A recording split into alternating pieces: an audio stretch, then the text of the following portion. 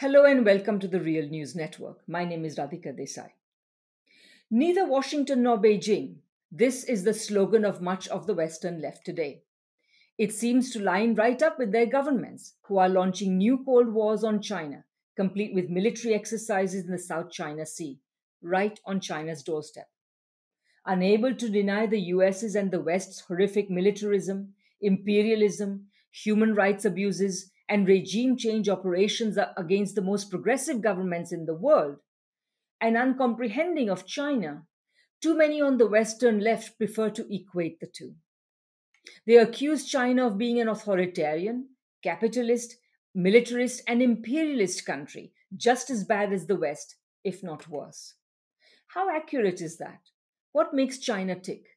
Why has China succeeded where the USSR failed? Too much of the discussion of China in the West today is focused on specific situations, whether in Xinjiang, Hong Kong, Tibet, or some other places. Or they focus on particular periods, bits of Chinese history, whether it is the Reform period or the Great Leap or the Cultural Revolution. What we really need is to step back and see the larger and longer picture. In this short interview, we want to outline precisely that, and to help us do it, we have a very special guest. John Ross is Senior Fellow at the famous Chongyang Institute of Financial Studies at Renmin University. He has also followed the fate not only of China but also of the Soviet Union, and in 1992, he published the prescient article, Why Economic Reform Succeeded in China and Why It Will Fail in Russia and Eastern Europe. He blogs on www.learningfromchina.net. His new book in English, entitled China's Great Road, is published this month with 1804 Books in conjunction with International Publishers, New York. Welcome to this interview, John. Pleased to be here. John, let's begin with a very simple and big question. Next month, the Communist Party of China will celebrate its centenary. What is the exact scale of what it has brought about in China under its leadership over the past century, and what explains it? Well, I'll give you also a simple answer. This is the largest improvement in the greatest proportion of humanity that has ever taken place in the whole of human history. And if that seems a very big answer, it's not rhetoric, it's not overblown, it's simple statement of fact. Let's just take a few indicators of this. In 1949, China was almost the poorest country in the world. If you take per capita GDP, as calculated by Angus Maddison, who's the top expert on long-term economic statistics, only 10 countries in the world had a lower per capita GDP than China.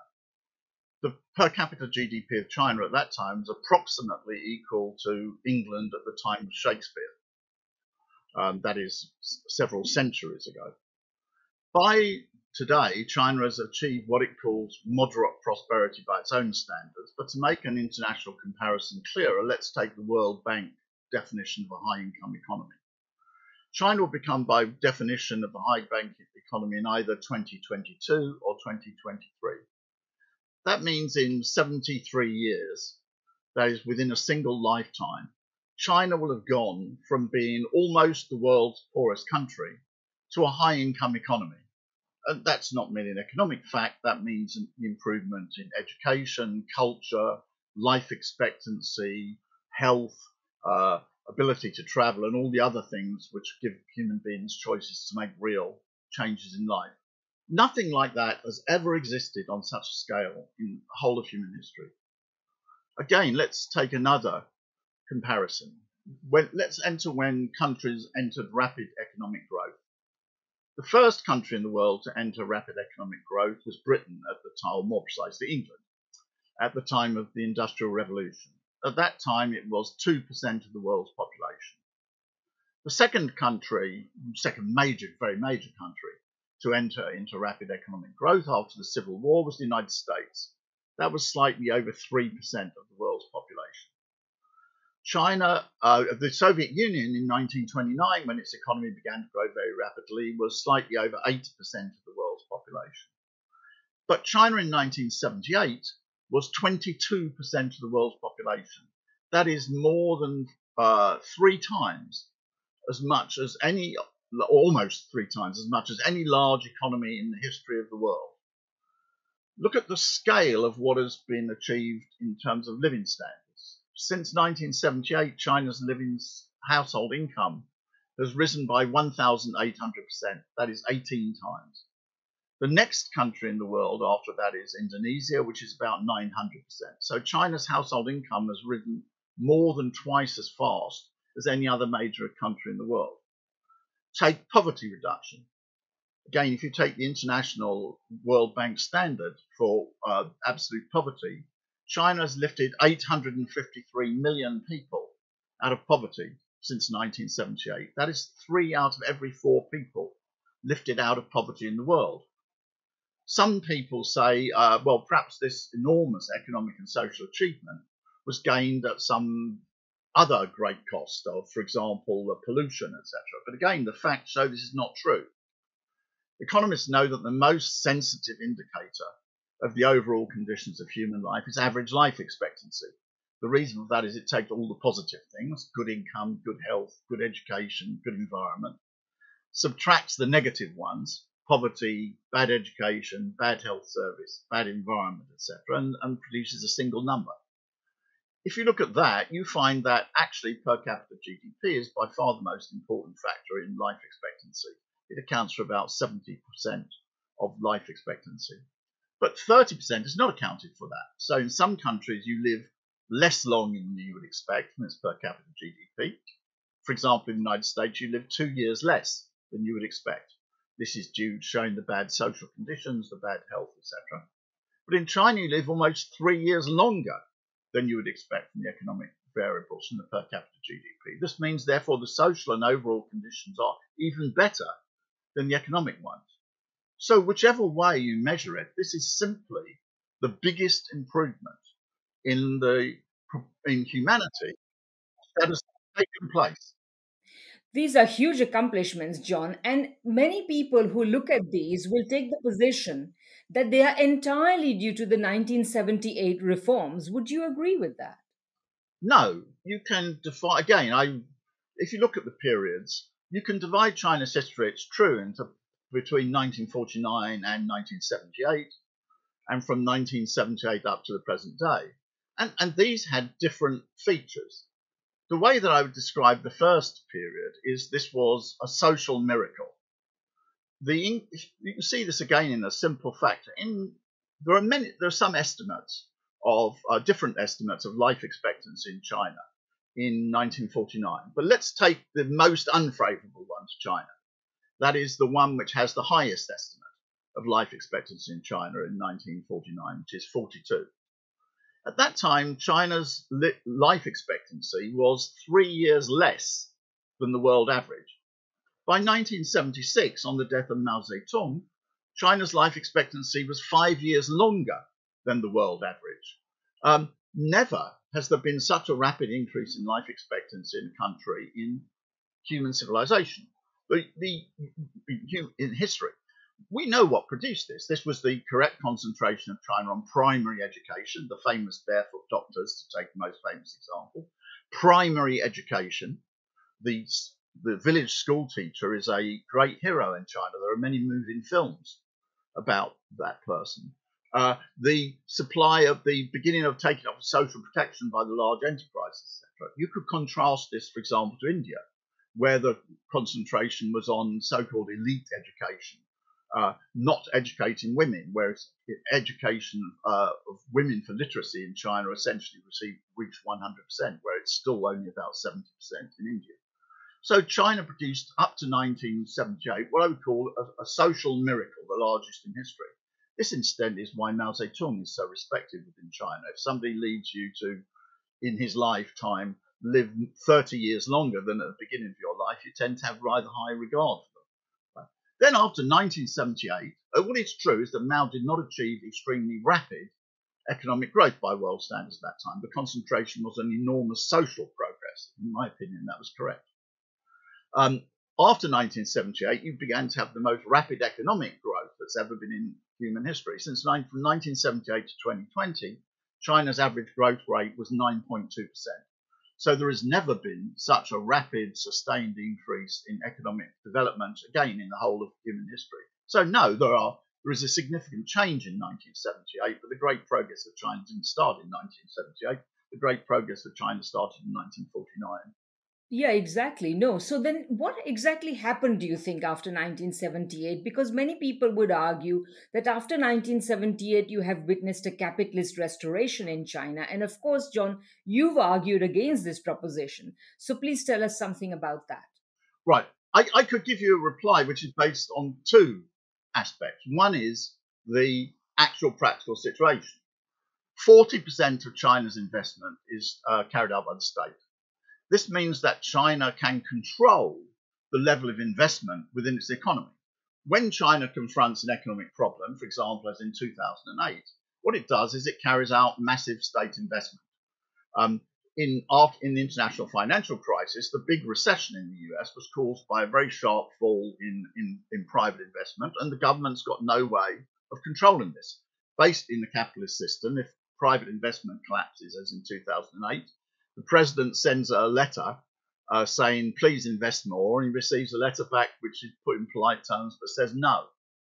That's not what happens in China. What happens in China after 2008 is that the state begins huge investment programs and the banks receive instructions to lend. Chinese banks in 2008 were given quotas. They had to lend certain amounts. So therefore, the practical function of the economy is not at all capitalist.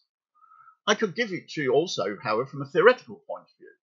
It is a misrepresentation of Marx to believe that Marx said that what would happen with socialism would be that all property would immediately be taken into the hands of the state.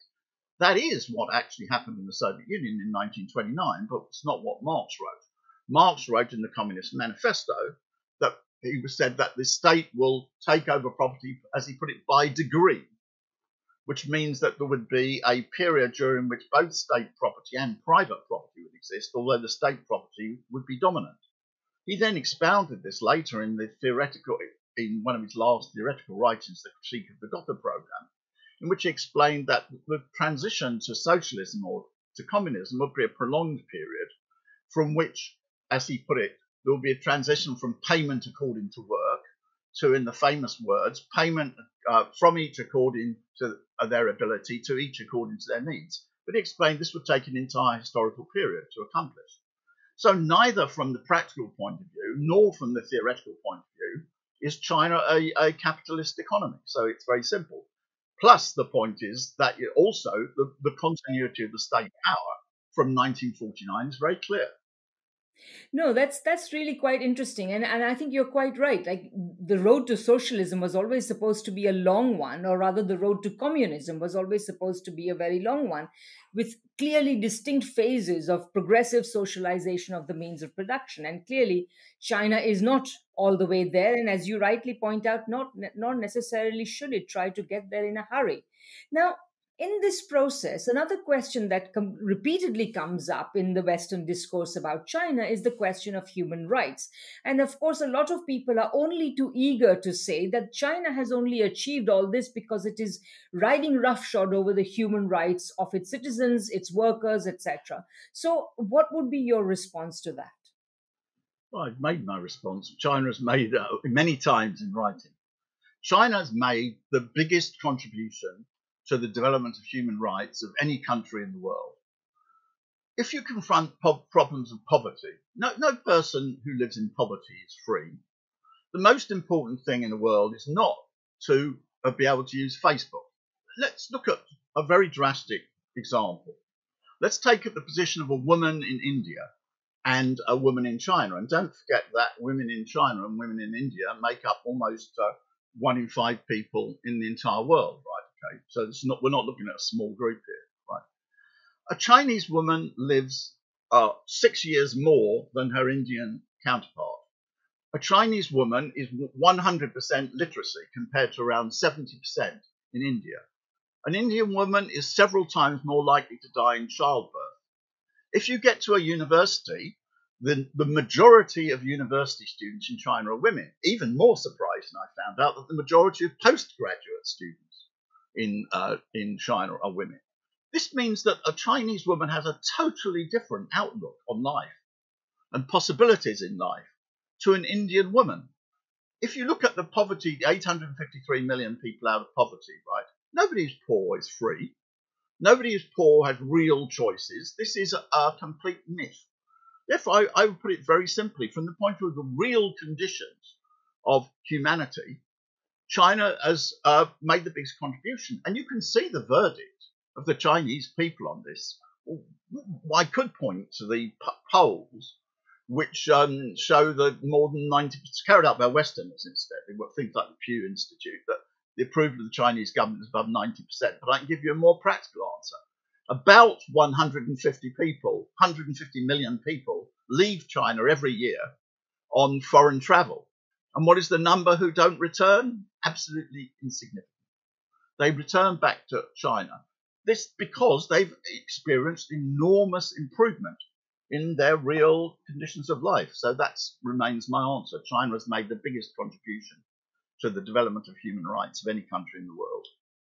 You are reminding me of my two Chinese students who were here at the start of the pandemic in Canada, in Winnipeg. And as soon as the pandemic hit, they were both scrambling to return home. They couldn't believe how we were handling the pandemic. And they did manage to get back in short order.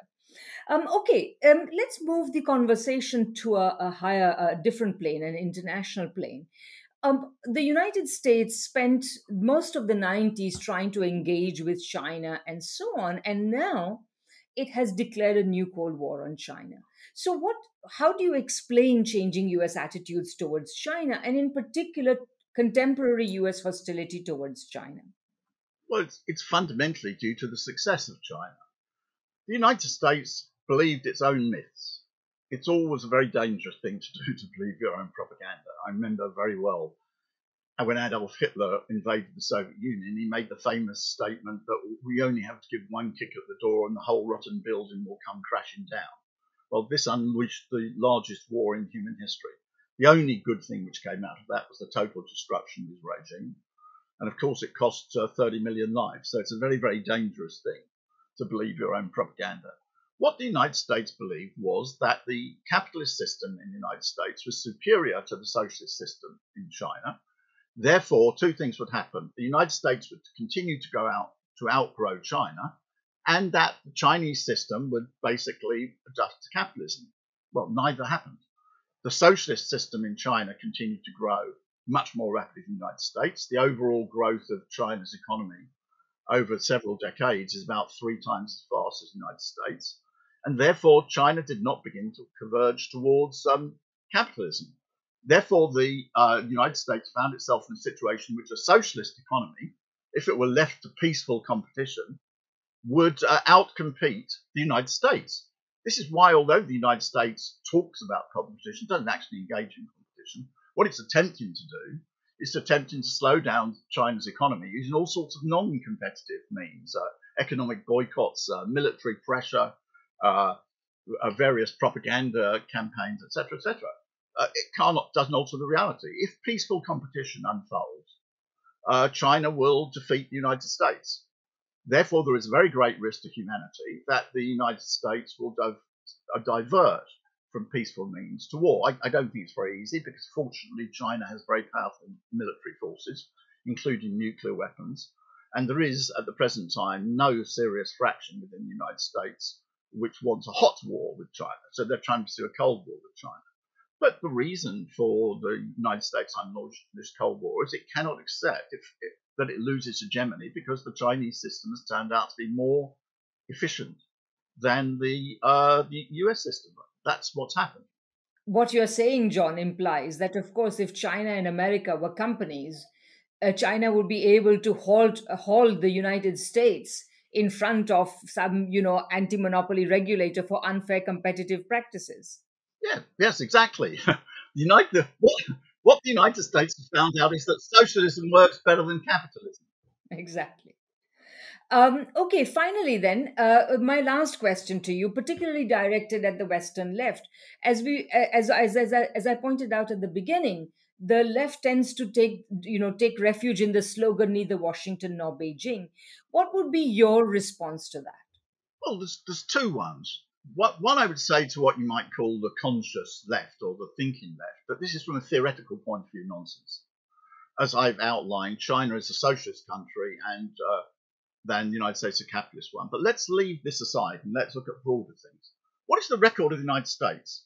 The record of the United States is it has launched aggressive war after aggressive war. Vietnam, Syria, Iraq, Libya. China has carried out no such war. The United States Washington consensus, which is imposed on the world, has been a catastrophe from the point of view of the development of countries. It's set whole continents back, as in Latin America and Africa. Whereas China's economic policies have led to immense growth.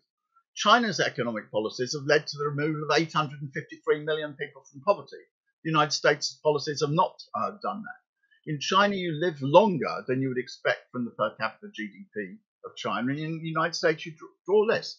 How can one possibly be neutral between these things? Let's suppose that even for what some reason you wanted to think that that China is not a socialist country, you can't be neutral between these types of positions. So that the claim that neither Washington nor Beijing is absolute nonsense.